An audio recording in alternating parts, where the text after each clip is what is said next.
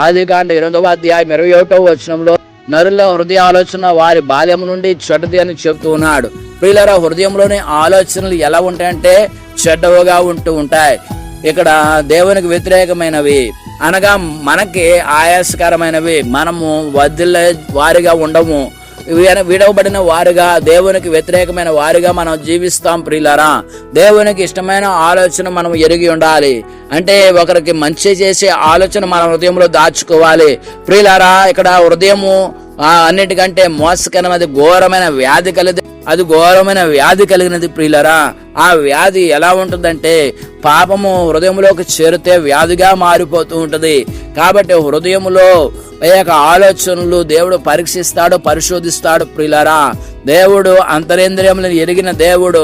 సంఘంలో ఉన్న వారిని, సంఘము బయట ఉన్న వారిని, ప్రతి వారి యొక్క ఆలోచనలు ఎరిగిన దేవుడు, హృదయ ఆలోచనలు ఎరిగిన దేవుడు తెలియపరుస్తూ ఉన్నాడు. ఏమినంటే ఏ మనుషులను గణపరిచే ఘనము నా దృష్టికి వ్యర్థమైనది అనగా మనుషులు దేనినైతే ఘనముగా ఎంచుతారో అది దేవుని దృష్టికి చెడ్డగా, ప్రియులారా, అసహ్యంగా దేవునికి కనబడుతూ ఉంది. మనకి ఏది ఘనమైనదిగా ఉన్నది? దేవుడే మనకి ఘనమైన వాడిగా ఉండాలి. దేవుడే మనకి అన్ని వేళల్లో దేవుడు హెచ్చింపబడే వాడిగా, హెచ్చిస్తే ఆశీర్వదింపబడేవారుగా మనము ఉండేవారుగా ఉండాలి. మనంతటా మనమే ఫలించలేము. ప్రియులారా, ఒక మొక్క వేసామంటే దానికి నీరు కావాలి, ఎండ కావాలి, మంచి ప్రశాంతమైన వాతావరణం కావాలి. అది ఎదిగి కొంతకాలానికి ఫలించి, చిగురించి, పూతపూసి, పిందులు వేసి, కాయలు కాసి పండుతుంది. ప్రియులారా, ఆ చెట్టుకి దాని ఫలమును బట్టి ఆ చెట్టుకి గౌరవము.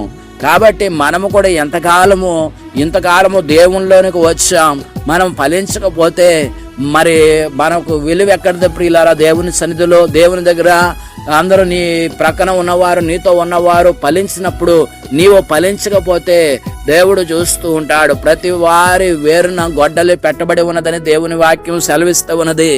ఏ చెట్టు అయితే, ఏ ఏరైతే ఫలించదో, ఏ వేరైతే ఫలించదో దానిని నరికేస్తాడు, అగ్నిలో పడేస్తాడు దేవుడు. ప్రియులారా, అవకాశం ఇస్తూ ఉన్నాడు. ఇక నరులు చిన్ననాటి నుంచే వారి యొక్క హృదయంలోని ఆలోచన బాల్యం నుండే చెడ్డది అని చెప్పి ఉన్నతమైన స్థానం దేవునికి ఇచ్చినప్పుడు దేవుడు మనకి ఉన్నతమైన స్థానాన్ని ఇస్తాడు, అనగా హెచ్చిస్తాడు, మనలను బలపరుస్తాడు.